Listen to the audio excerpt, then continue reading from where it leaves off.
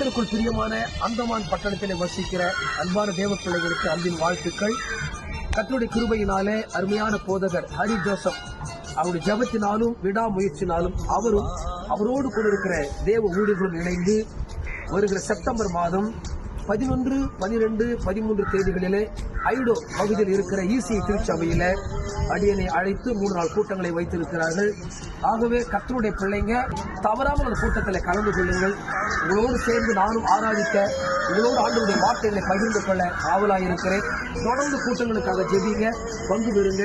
விரைவில் சந்திப்போம். கர்த்தர் நம்மை ஆசீர்வதிப்பாராக. ஆமென்.